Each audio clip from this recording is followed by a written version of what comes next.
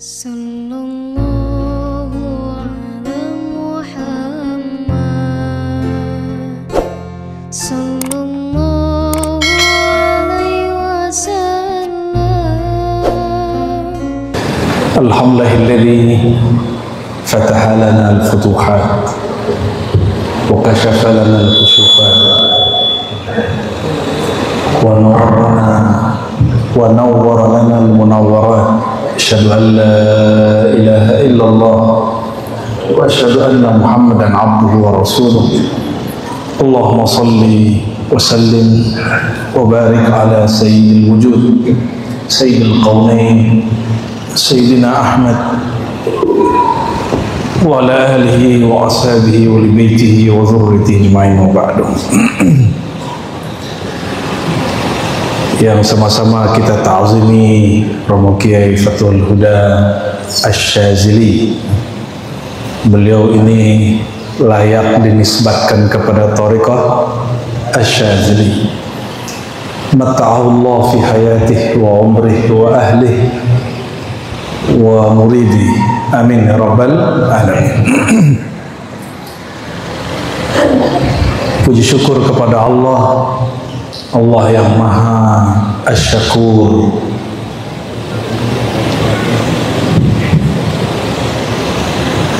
Allah al-karim yang setiap memberi tidak harap untuk dibalas kembali. Bahkan jika yang diberi itu didurhakai dan mendurhakai, ia pun tetap memberi. Itulah Al-Karim Allah Subhanahu wa ta'ala.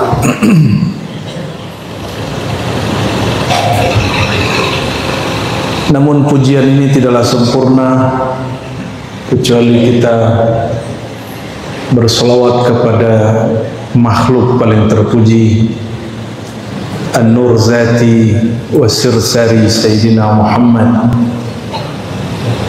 wa nusalli wa nusallim alaihi wa ala alihi wa nas'alullah bihaqqihi ayaftah lana futuhal arifin, amin ya rabbal alamin. Tadi Romo Kiai Huda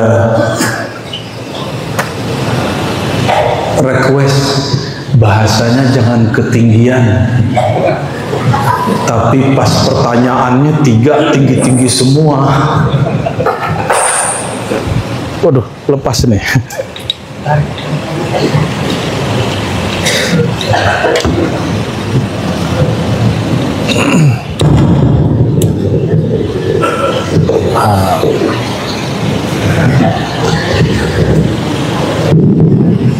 Intinya adalah interaksi antara makhluk beda alam.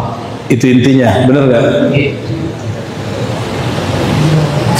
Dan menariknya ini hasil bacaan beliau terhadap kitab. Kitab ini ditulis oleh tokoh Salafi.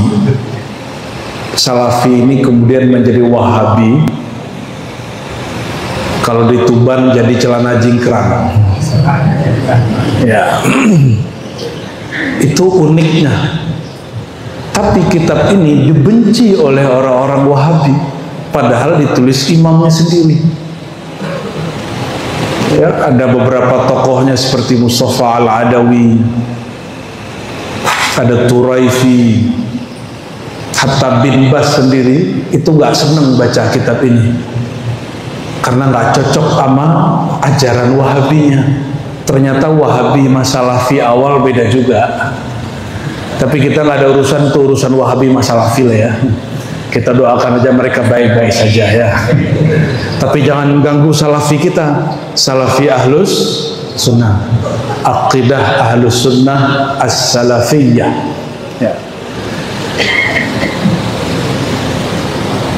Pertanyaannya berat, bahasanya harus ringan. Nah ini yang berat itu, tugas yang berat. Namun Sayyidina Ali pernah berkalam, kallimun nas ala qadri ukulihim. Ajak orang bicara sesuai kadar akal mereka. Tapi secara empiris saya kan nggak tahu nih Bapak Ibu ini pendidikannya rata atau tidak. Tapi saya husnuzon semuanya berpendidikan yang baik. Ya. Perbedaan kita cuma satu aja, sebagian kita ada yang masuk pesantren, sebagiannya tidak, itu aja. Sesama masuk pesantren pun bahasanya beda. Kalau masuk pesantrennya basicnya fikih, sukanya bahsul masail. Kalau pesantrennya suka ilmu kalam, bukan bahsul masail, bahsul uyuh, cari-cari kesalahan, kesesatan orang. Itu pantangan Imam Abul Hasan Syazili, itu pantangan Hujjatul Islam Abu Hamid Al-Ghazali. Katanya ikut Imam Syazili, katanya ikut Imam Ghazali, tapi kok suka cari kesalahan sesama saudara sendiri. Sebelum jauh masuk, Al-Faqir tentu harus tahadus bin nikmah, juga menceritakan nikmat yang Allah berikan berkait dengan thariqah Asy-Syaziliyah. Alhamdulillah Al-Faqir mengambil aurat Syaziliyah dari guru yang tua sekali, lama di Mekah tapi orang Bogor, Cibarusah. Umurnya wafat sekitar 119 atau 20 tahun. Al-Muammar, namanya Raden Asy-Syaikh Raden Kiai Abdul Haq Al-Hamidi, cucu daripada musnid dunia fi zamanihi Syekh Mukhtar Atarid. Beliau berguru kepada kakeknya itu Syekh di Jabal Abi Kubais, dan juga pamannya Syekh Ahyad Al-Bughori Al-Makki. Itu orang Bogor, mukanya Arab, ngajar orang Arab dan non-Arab di Mekah. Dari beliau kami mengambil aurat Syaziliyah. Namun thariqah Syaziliyah, Al-Faqir dapat izin keberkahan Allah mengambil dari Al-Mursyid Al-Kamil Al-Arif Billah Al-Faqih Dr. Muhammad Abdul Rabb An-Nazari. Beliau ini aliran Syaziliyahnya disebut Syaziliyah Darqawiyah Al-Alawiyah. Syaziliyah terbesar di dunia itu jalurnya jalur Imam Darqawi. Imam Darqawi ini kemudian punya pelanjut, dan di generasi beberapa setelahnya ada Sidi Al-Mujaddid Mustafa Ahmad Al-Alawi. Maka kemudian disebut Dar Syaziliyah Darqawiyah Al-Alawiyah. Ini bukan Alawi Ba'alawiyah. Ini Alawi kepada Sidi Mustafa bin Ahmad Al-Alawi. Guru kami terhubung kepada Sidi Muhammad Mustafa bin Ahmad Al-Alawi. Hanya satu orang jarak antara beliau. Syekh Muhammad Abdul Rabb An-Nazari akhadha an Syekh Saif bin Ahmad Qaddasallahu sirrahu wa huwa 'anil mujaddid Sidi Mustafa bin Ahmad Al-Alawi. Ke atasnya langsung kepada para sahadah Syaziliyah. Namun Syaziliyah di negeri kita agak unik. Jalurnya tidak melalui Darqawi kebanyakan, termasuk jalur Syekh Abdul Jalil di Petah, ya, yang mana Romo Kiai Fathul Huda terhubung ke sana. Dan jalurnya tidak melalui Imam Ibn Athaillah Sakandari.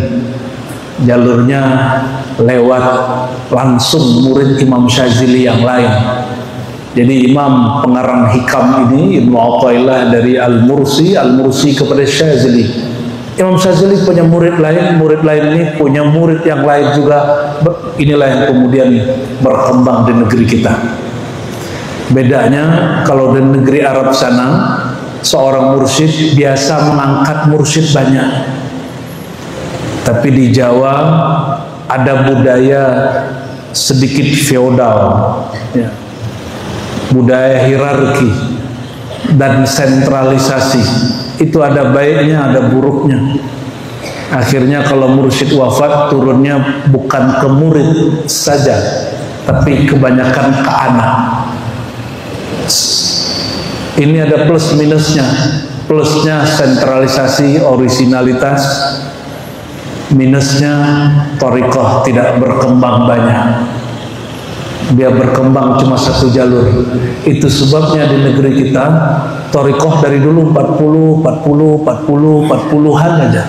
Jamiah thariqahnya masih 40-an, belum lewat 50. Sedangkan di Mesir hari ini sudah 150-an lebih kurang. Itu Syazili pecahannya sudah lebih dari 10. Nanti Imam Syekh Fulan dia buat tajdid sendiri, Syekh Fulan dia takhyir, tajdid, tafri' dan segala macam. Namun orang kita menjaga originalitas itu, ya. Jadi kalau boleh disebut ini Syaziliyah di negeri kita ini Syaziliyah Al-Jawiyah. Ya, rahimallah masyayikhana wa rahwahallahu arwahahum wa qadasallahu asrarahum, amin rabbal alamin. Untuk para imam kita, khususnya Imam Abdul Hasan Syazili dan semua furu'nya dan usulnya, kita kirimkan suratul Fatihah.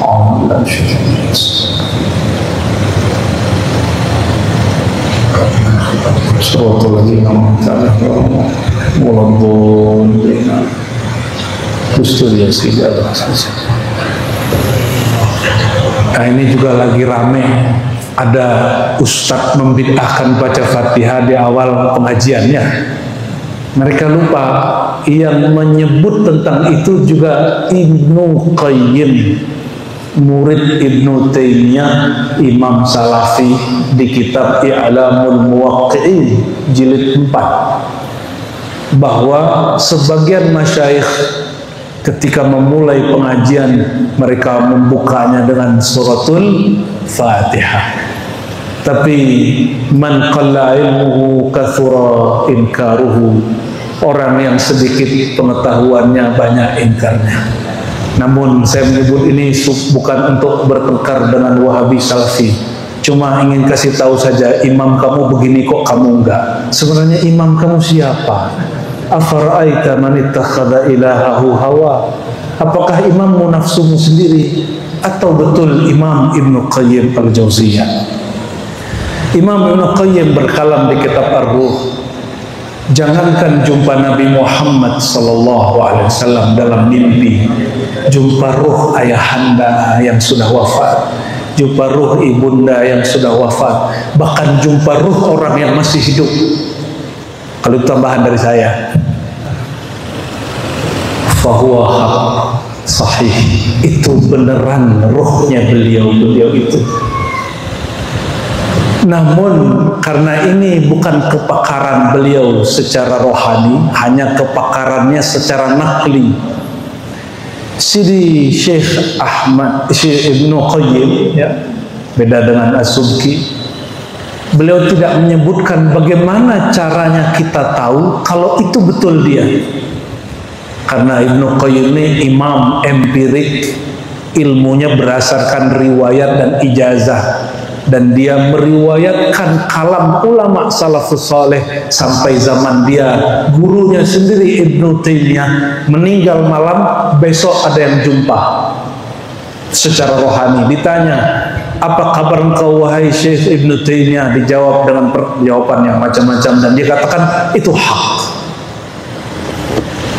Imam Junaid Al-Baghdadi, sanad Syaziliyah melalui beliau, ya, Junaid Al-Baghdadi, beliau disebut Sayyidut Ta'ifah, pemimpin semua tariqah, karena semua tariqah turun juga dari beliau.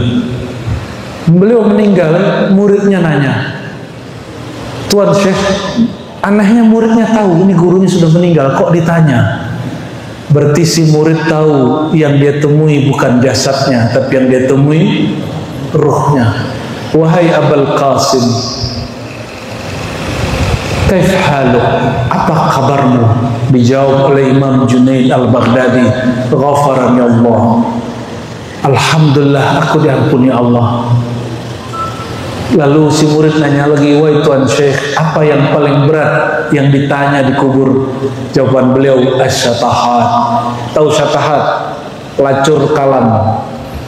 Kalam-kalam yang keluar saat nyeleneh bagi orang pemikir, yang sangat nyentrik bagi seniman, atau kalam-kalam yang muncul dari gejolak batin saat mengalami suatu pengalaman rohani yang kadang-kadang kalamnya di luar kesadaran diri, itu disebut syatahat.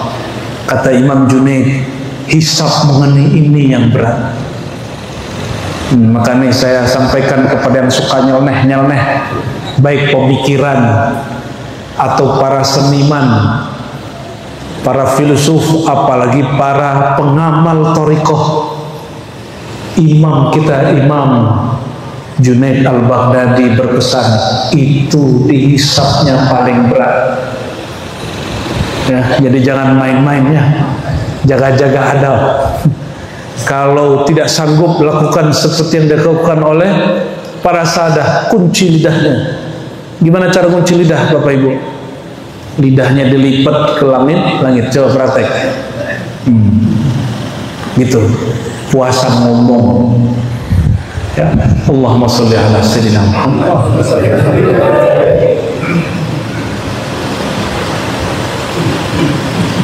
Lalu tadi Romo Kiai baca hadis, man ra'ani fil manam fasayarani fil yaqazah.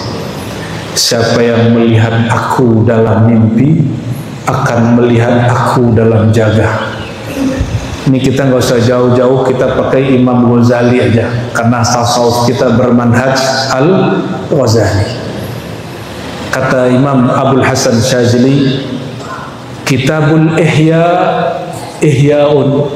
Belajar Ihya Ulumuddin, kitab Ihya Ulumuddin, Ihyaun, akan menghidupkan agama dan hatimu. Maka salah satu manhaj Syaziliyah mengajarkan kitab Ihya. Sampai saat ini Al-Fakir, karena mengikuti manhaj beliau juga, masih mengajarkan dan belajar kitab Ihya Ulumuddin. Dan kita bawa kemana-mana, baik kitabnya ataupun PDF-nya. Allahumma salli wa sallim wa barik alaihi.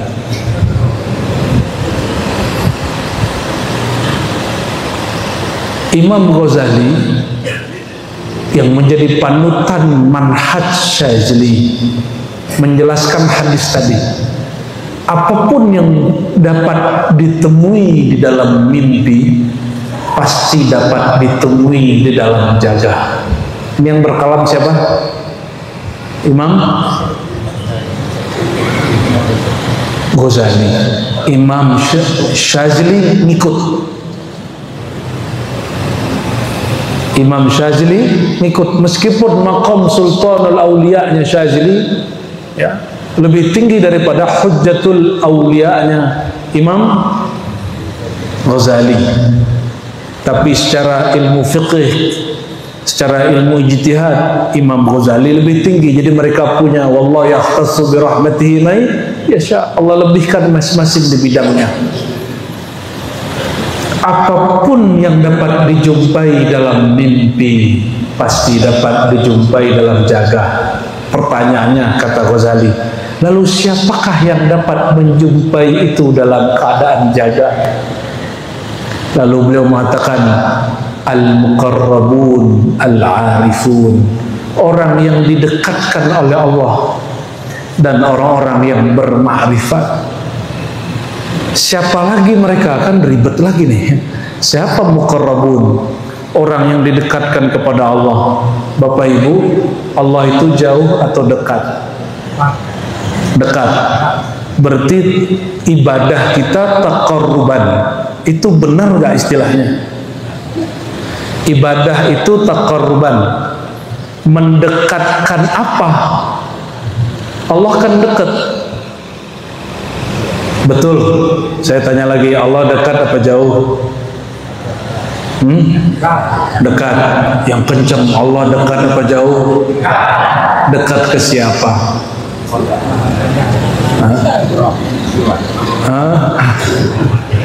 wa nahnu aqrabu ilaihi min hablil warid.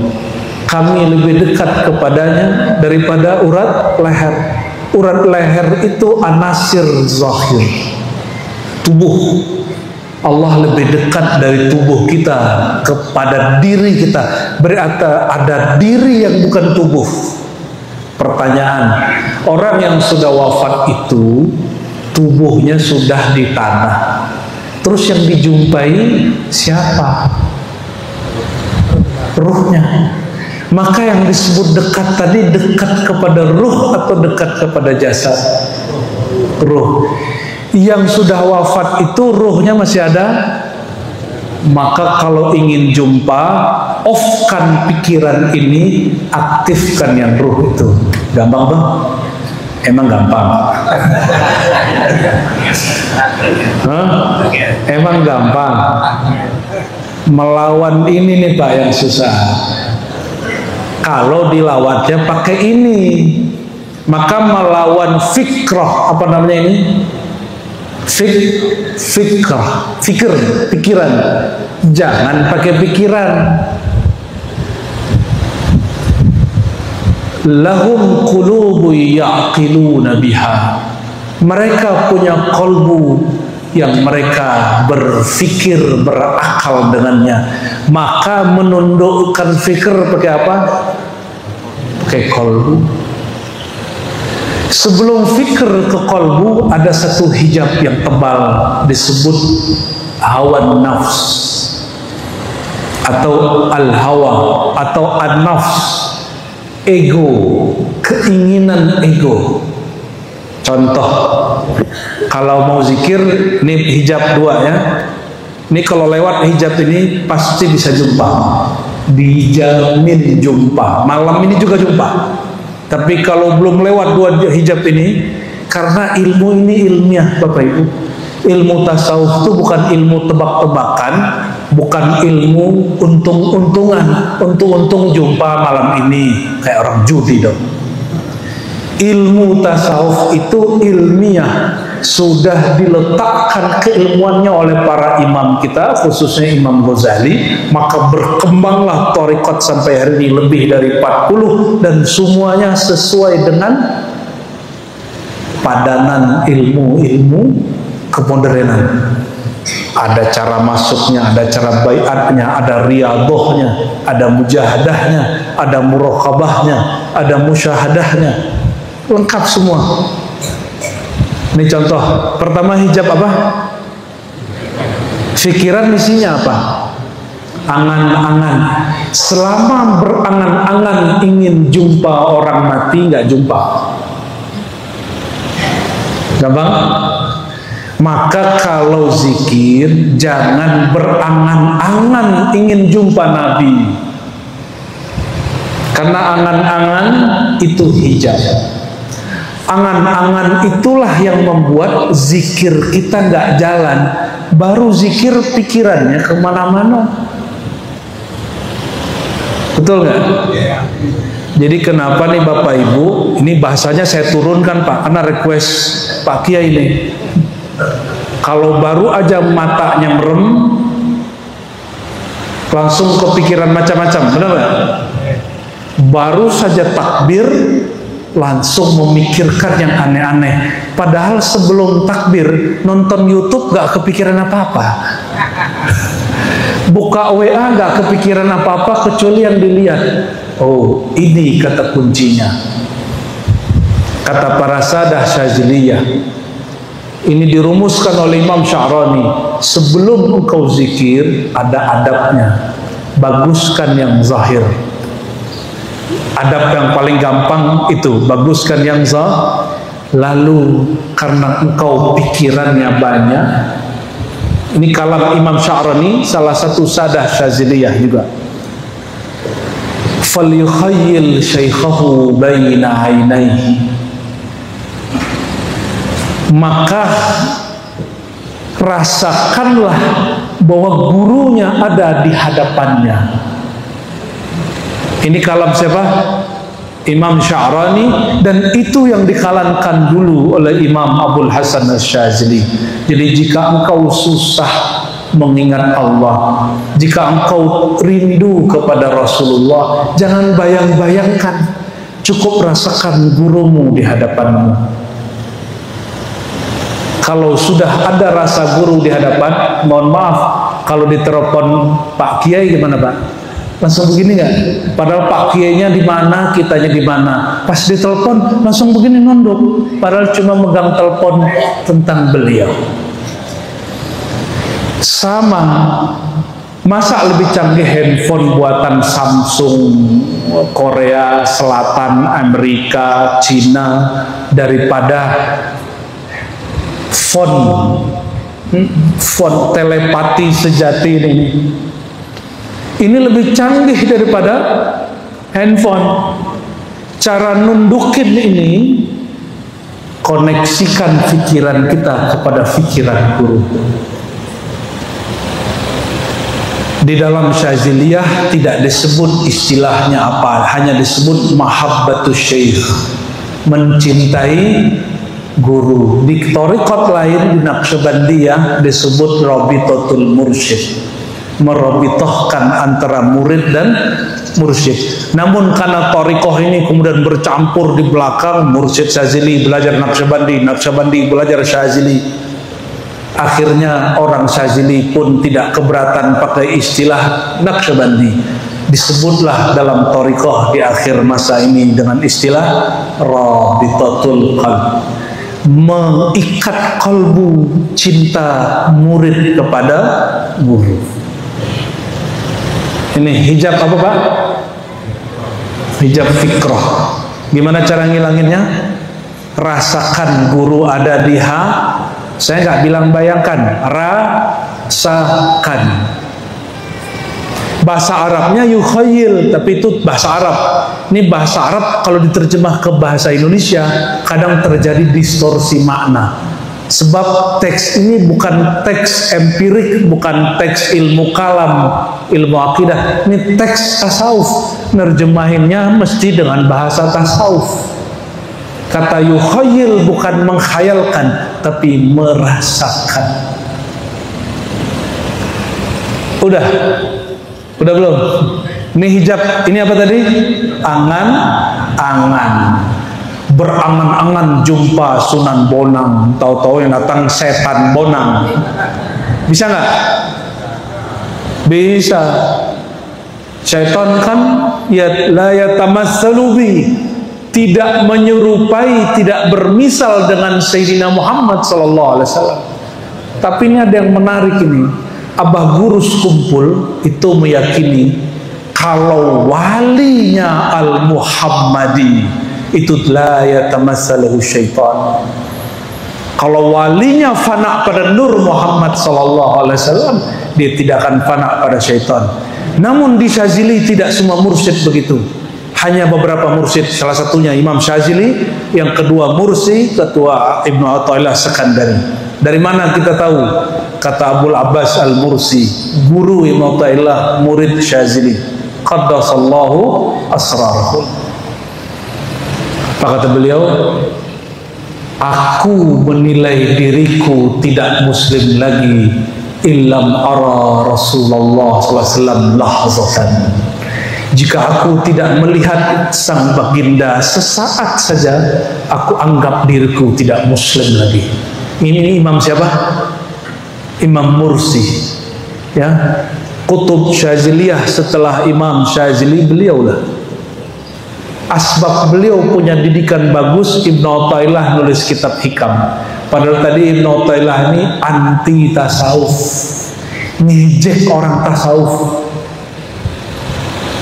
Kita kan nggak tahu masa lalunya Romo Kiai Fathul Huda. Siapa dulu ngejek tasawuf kan?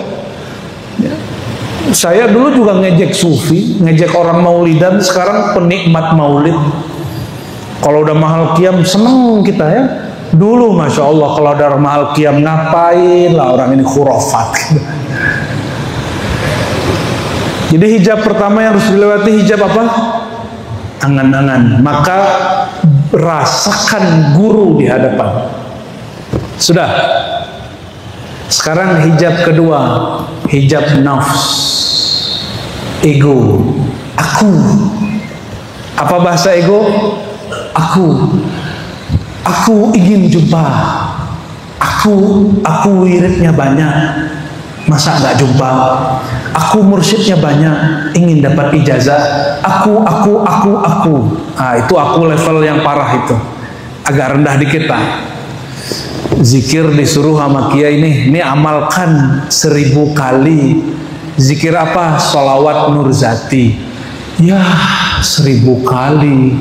Dimulailah karena patuh kepada Romo Kiai, zikir Allahumma sholli ala sayyidina Muhammad Nurzati. Baru 20 lihat tasbih. Ya Allah, pegel ya Allah. Mulai kesemutan. Tubuh yang zahir mengatakan, ya Allah, aku capek. Ya Allah, mata mulai ngantuk nggak? Kalau zikiran, wiridan mulai ngantuk nggak? Ngantuk. Nah, itu aku ego. Ini kalau bisa dilewati, baru tembus ke dalam kalbu. Dipastikan jumpa dengan yang tadi diniatkan. Ini perhatikan, niat bukan pada fikrah, niat bukan pada nafs, an-niyah fil qulub, niat itu di dalam kalbu. Maka jika disebut innamal a'malu binniyat, amal itu yang dipandang Allah apa yang diniatkan di kalbu, bukan yang dilafazkan di lisan. Maka ada wali sekali baca setara 1000 karena dia baca dengan kalbunya. Kita baca 1000 baru masuk ke hati. Ini contoh di thariqat lain seperti Sidi Ahmad Tijani, dia bilang siapa yang baca sholawat A, kita bahkan sebut setara dengan baca sholawat dalail 70.000 kali. Ini omongan kan bahaya kalau kita nggak paham. Kalian baca dalail kata beliau, tapi hatinya nggak nyambung sama pikirannya, fikrahnya. Baca 70.000 juga nggak ada manfaatnya. Tapi baca sholawat Al-Fatih, kolbunya tidak lagi terganggu oleh hawa nafsu dan pikiran, sudah masuk ke dalam sirnya, barulah setara dengan 70.000. Terus gimana cara ngelawan nafs ini, ego ini? Nah, kembali ke hadis yang lama.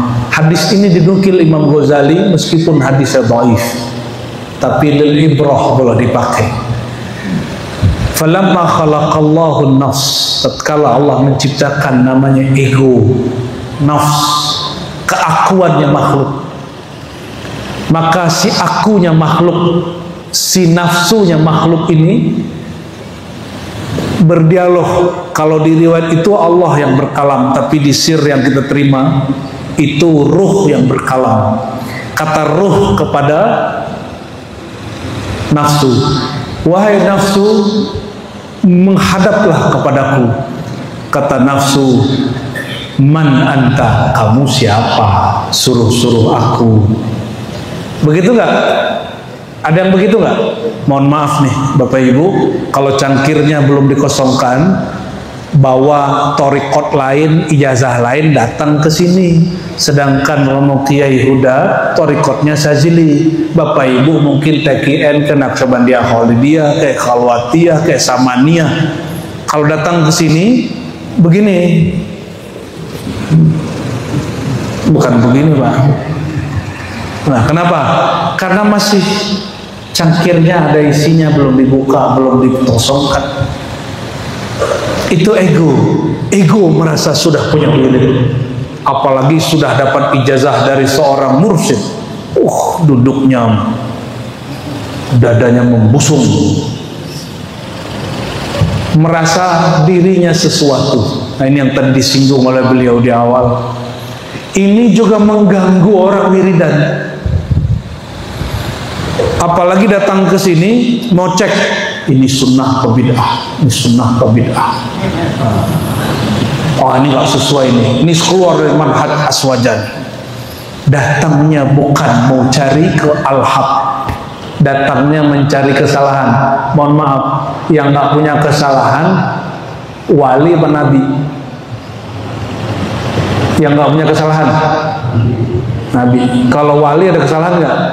Situ sudah wali belum? Kalau kita ini belum layak disebut wali, ada salah nggak? Kalau dicari-cari kesalahan ada nggak? Maka kalau kita masih mencari-cari kesalahan orang, itu egonya jadi hijab. Apalagi mencari kesalahan guru. Baru saja membayangkan, merasakan guru di hadapan, terbayang juga semua kesalahannya. Gak sukses-sukses zikirnya. Sudah oke? Maka ulama kita bagi nafsu itu ada 7. Nah, ini pembahasan sudah banyak yang mengkaji nafsu ammarah, nafsu mulhamah, nafsu mutmainnah, terus radiyah, mardiyah, insan kamil dan sebagainya. Saya nggak usah bahas itu. Sudah kita putus jalan cepat saja ya. Ya. Sekarang baru masuk ke dalam kolbu. Kolbu yang mati, Bapak Ibu, yang mati. Kullu nafsin za'iqatul maut. Setiap nafs merasakan mati. Jadi yang mati siapa? Nafs. Kolbu mati nggak? Kolbu mati itu di saat orang masih hidup tapi dia menolak kebenaran, kolbunya mati. Berarti untuk bab ini jangan aktifkan fikrah, aktifkan kolbu. Kolbu itu tugasnya cuma 2, tasdik, taslim. Apa tugas kolbu? Tasdik, taslim. Tasdik mempercayai, taslim menerima. Percaya saja bahwa kalam guru kita bersumber dari gurunya, dari Rasulullah SAW. Jumpa beliau pasti hak. Percaya aja, nggak usah mikir banyak-banyak. Pikiran di sini, tasdik di sini. Maka tasdik ujungnya berpikir. Sudah, baru baca ilahi anta. Orang main baca-baca aja, kolbunya belum aktif. Kolbunya masih mati, kolbunya masih tidur. Sudah baca ilahi anta maksudi, ya Allah, hanya engkau maksudku. Nah, ini perhatiin. Ternyata berniat jumpa arwah-arwah juga nggak boleh. Tujuan kita hanya Allah. Berarti kalau ingin jumpa, perjumpaan itu hanya dengan satu niat. Niatnya memperkuat rasa bertuhan kepada Allah Subhanahu wa ta'ala. Kalamkan yang dikalamkan Sayyidina Ibrahim. Apa kata Allah ketika beliau meminta sesuatu? Kaifa tuhyil mauta, bagaimana engkau menghidupkan yang mati? Dijawab oleh Allah Tabaraka wa ta'ala, awalam tu'min, apa kamu kurang percaya? Jawaban Sayyidina Ibrahim, liyatma'inna qalbi, hanya supaya menenangkan hatiku ya Allah. Jadi kalau berperang di hatinya, ya Allah, aku hanya bertujuan kepadamu, tapi aku rindu jumpa ruhaniah guruku, rindu jumpa kakekku, ibuku, ayahku. Terus gimana? Namun rindu ini ya Allah bukanlah tujuanku. Tujuanku hanya engkau. Namun supaya hatiku tenang ya Allah, kasih jualah ya Allah. Gitu pasti dikasih sama Allah. Masa nggak dikasih? Namun Allah kasih kapan Bapak Ibu? Kapan Allah kasih? Jika angan-angannya sudah habis. Ini syarat wajib. Kita punya sahabat-sahabat yang berzikir, itu kalau angan-angannya masih aktif nggak bisa tebus, nggak bisa tebus. Ya, jadi ada salah satu sahabat kita dianggap orang nggak pernah kasyaf. Orang-orang itu lapor ke saya, Syanu nggak pernah kasyaf, Buya. Saya bilang, oh tenang, kamu kan nggak tahu dia siapa. Saya kalamkan ke orang ini, Syekh, ente kalau zikir, angan-angannya tutup, habiskan. Sehabis angan-angan, itulah kasyaf pertama. Kasyaf itu ilmiah Bapak Ibu, ilmiah, bisa dimasukin.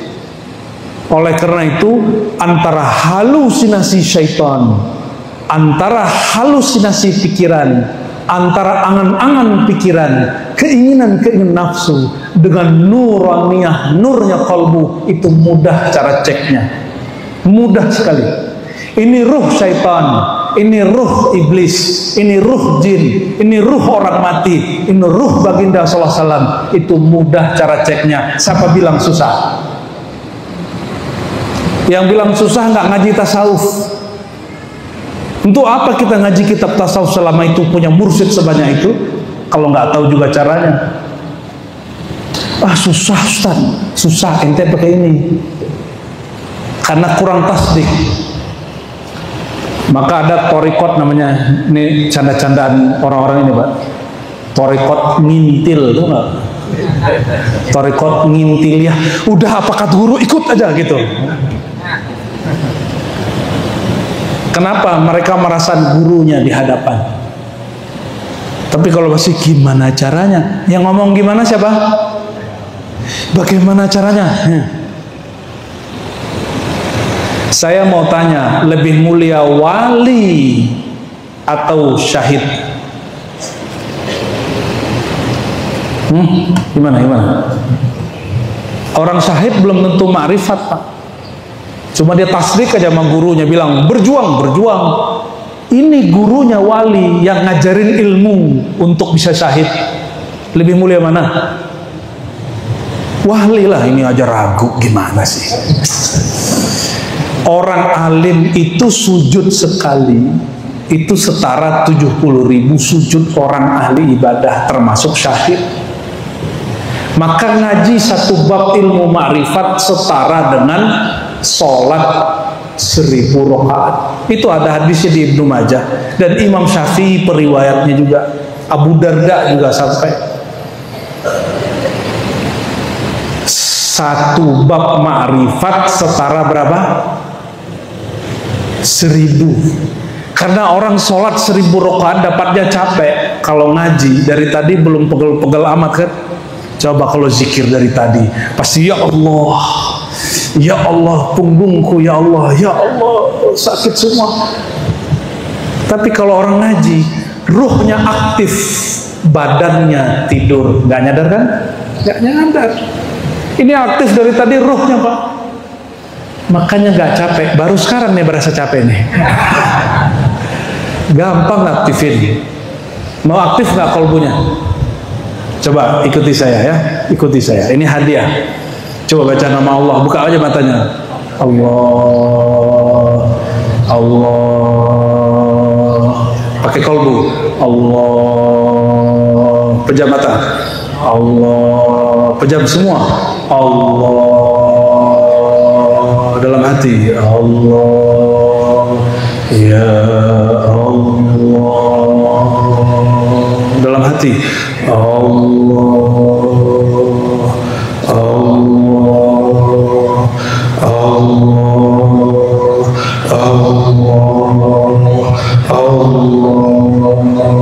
Lidah dikunci, sebut terus. Saya zahirkan, Bapak Ibu khafikan. Baca di hati.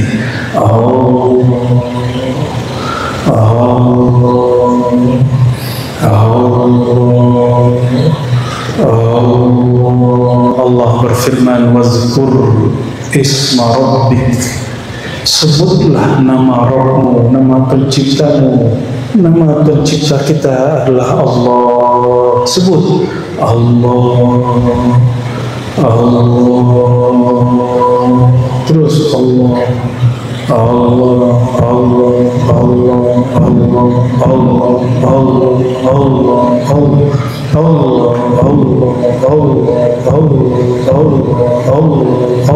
jangan banyak pikiran, sebutin Allah, buka matanya, terus kalbunya sebut Allah, terus masih terus Allah dalam hati, terus Allah. Sekarang berhenti menyebut, matanya lihat saya, berhenti nyebut. Masih menyebut nama Allah enggak? Kita sudah nggak baca, dia masih sebut nama Allah. Oke, itu disebut wukuf qalbi. Diamnya qalbu dalam nama Allah. Qalbul mu'min baitullah. Qalbunya orang beriman itu singgasananya Allah, singgasana nama. Maka ada ungkapan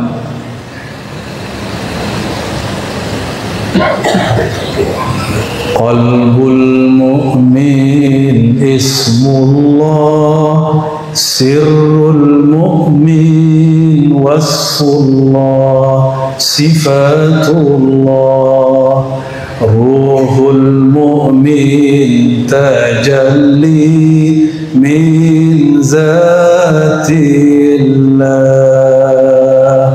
Qalbu mu'min tempat bersinarnya asma Allah, sirnya mukmin tempat bersinarnya sifat-sifat Allah, ruhnya mukmin adalah tajalli zatnya Allah, bukan zatnya Allah tapi tajalli zatnya Allah, hembusan zatnya Allah. Tadi jangan lupa zikirnya terusin, karena semuanya tidak berbaiat syazili. Saya lihat ada yang TKN, ada yang belum bertarekat. Nanti ba'da subuh setelah zikir pagi sore diam sejenak ya, walaupun cuma 40 atau 33 kali Allah Allah Allah Allah ya. Mau? Kalau mau saya ijazahkan ya. Ini hadiah. Antum kalau mau cari harus ke Padang dulu kan repot ya, atau ke Jakarta dulu repot, tiketnya mahal. Sebut Allah, Allah berapa kali? 33. Terus ngapain? Diam, biarkan dia nyebut sendiri, dia nyebut sendiri. Sebari napasnya naik turun, rasakan pelan-pelan. Allah Allah Allah. Coba ikuti sama-sama. Allah Allah Allah Allah Allah Allah Allah Allah Allah Allah Allah. Muhammadur Rasulullah sallallahu alaihi wasallam. Jadi kalau ingin jumpa siapa-siapa, hilangkan dari angan-angan, hilangkan dari nafsu, sebut setelah tawassul, setelah zikir, semua tawassul baca. Terakhir tawassuli orang yang kita ingin jumpa. Bacanya bukan sekali, 7 kali. Tapi tawassul pertama wajib Sayyidina Muhammad. Ada perbedaan sedikit Bapak Ibu, supaya pengalaman rohaninya dijaga Allah, wajib sebelum duduk zikir baca syahadat, supaya nanti kalau ngalamin apa aja syahadatnya yang jaga.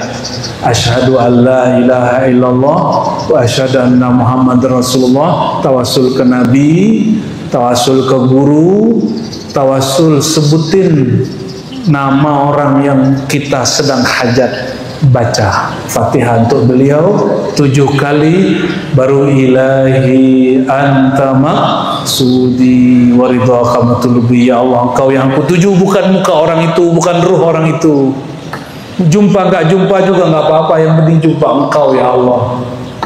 Wa ridhaka matlubi, yang penting kau ridha ya Allah. Jumpakah kami dengan beliau, tidak jumpakah kami dengan beliau, yang penting engkau ridha ya Allah. Terus baca pakai kul, ini perintah dari Allah. Kul hu Allah. Jadi bacanya pakai surat kul al-ikhlas. Kul hu Allah. Baru Allah Allah Allah. Awalnya pakai lisan, lidah dikunci, baca dengan kolbu. Terus sejenak pagi, sejenak sore, sejenak sebelum tidur, sejenak bangun tidur. Insya Allah innallaha ma'akum. Allah akan memberikan rasa ma'iyah, rasa bersama. Ya, saya tutup dengan hadis qudsi, tapi penutupnya panjang dikit ya. Apa kata Allah? Ana 'inda dhanni 'abdi wa ana ma'ahu idza dzakarani. Hadis rawahul Bukhari fi sahihi. Aku berdasarkan zon hambaku kepadaku, persepsi keyakinan hambaku terhadapku. Wa ana ma'ahu idza dzakarani. Aku pasti, ini perhatikan, aku pasti bersamanya jika dia menyebut, mengingat, mengenal. Ini tiga, mana zikir? Mana zikir ada tiga: menyebut, mengingat, mengenal. Pertama apa mana zikir? Menyebut. Kalau belum mengenal, sebut-sebut dulu namanya. Tadi kita latihan menyebut, kolbunya terasa bergetar Pak, sebagian besar bergetar, terasa hangat. Kenapa? Itu makanan kolbu. Itu yang disebut di surah Al-Anfal, idza dzukirallahu wajilat qulubuhum. Jika disebut nama Allah, pasti kolbunya bergetar. Namun kalimatnya iza zukira, disebut, berarti ada yang zakara yuzakiru. Itulah guru, syekh, mursyid, mesti dibimbing oleh guru. Maka berkalam Imam Mu'ta'ilah Sekandari Kutub Syaziliyah, syekhuka man la yut'ibuka. Gurumu bukan yang banyak ngasih wirid, gurumu yang nganterin kamu ke depan pintu, bukan yang banyak ngasih beban. La tashab man la yadulluka 'ala Allahi maqaluh wa la yunhiduka 'ala Allahi haluh. Jangan kau cari guru, cari kawan, cari majlis yang makal ungkapan-ungkapan di sana tidak membuat engkau mengarah kepadanya dan tidak membangkitkan hal dirimu untuk mengingat dan mengenalnya. Semoga majelis muhasabah subuh ini termasuk majelis yang mengajak kepada Allah, yang menghantarkan murid-murid jamaah ke hadirat Allah SWT. Dan doakan kami semoga istiqamah, doakan kami juga semoga tetap kuat berjuang mengembangkan ilmu kajian tasawuf ahlus sunnah wal jamaah. Mohon doa semua juga untuk guru-guru kami, untuk mertua. Ini mertua sedang di rumah sakit ya, sakit gula ya, mohon doakan khusus Al-Fatihah ya dari Bapak Ibu, semoga diberikan yang terbaik untuk beliau. Ibunda Hajah Mariana, laha wali jasadiha wali nafsiha wali qalbiha wali ruhiha wali usuliha wa furu'iha. Al-Fatihah.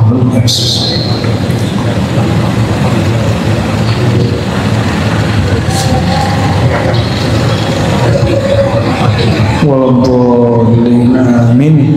Syukran lakum jami'an, nasallallahu al-'afwa wal 'afiyah. Dustur ya sayyidina ya Rasulullah. Subhanakallah bika asyhadu an la ilaha illa anta astaghfiruka wa atubu ilaik. Salawat Jibril ya.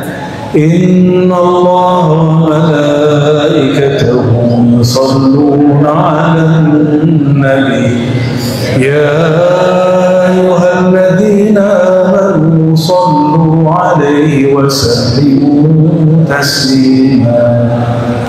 Labbaik Allahumma salli wa sallim wa barik alaihi. Sallallahu ala Muhammad sallallahu alaihi wasallam. Sallallahu ala Muhammad sallallahu alaihi wasallam. Sama-sama yang kuat.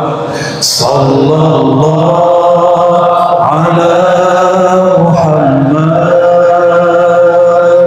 sallallahu alaihi wasallam. Sallallahu ala Muhammad sallallahu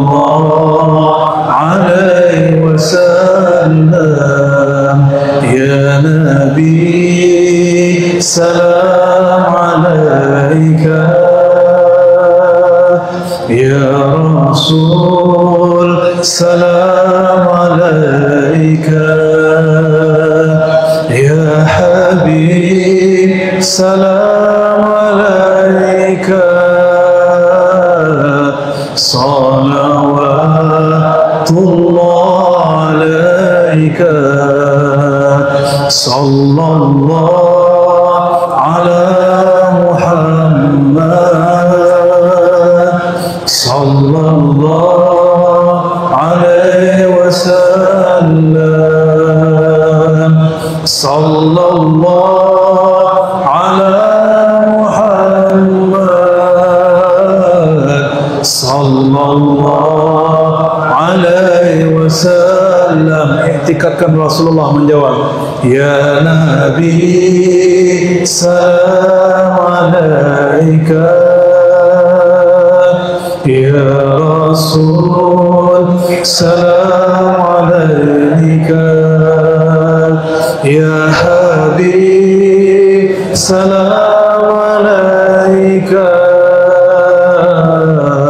salawatullah alaika. Al-Fatihah.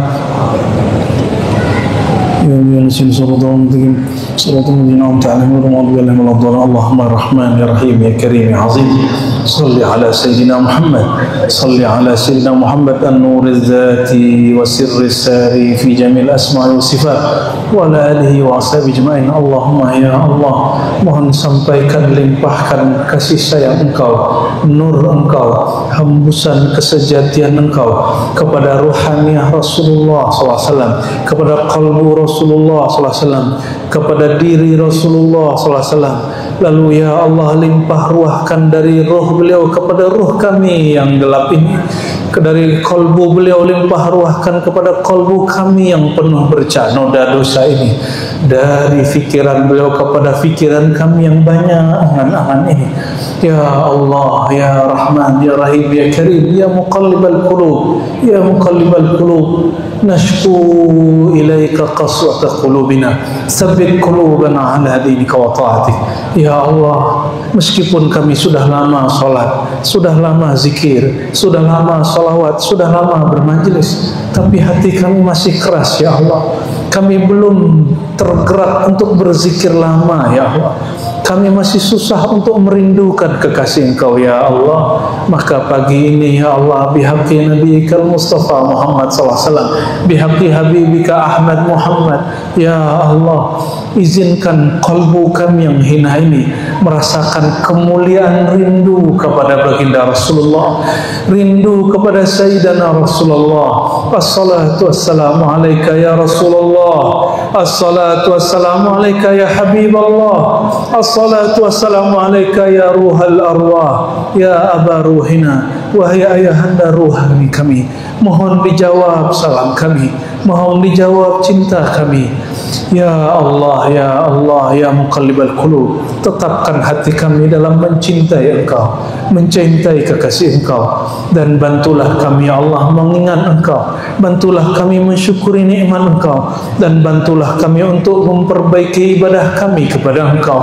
Dan terakhir ya Allah, a'inna ala husnil khitam, a'inna ala husnil khatimah, a'inna ala qawli la ilaha illallah Muhammadur Rasulullah, a'inna ala qawli Allah Allah Allahu Muhammadur Rasulullah SAW. Rabbana atina fid dunya hasanah wa fil akhirati hasanah wa qina adzaban nar warhamna jami'an warham hal hadirin wal hadirat warham sahibal majlis warham masyayikhana wa masyaikhakum usulana wa usulakum walhamdulillahi rabbil alamin. Assalamualaikum warahmatullahi wabarakatuh.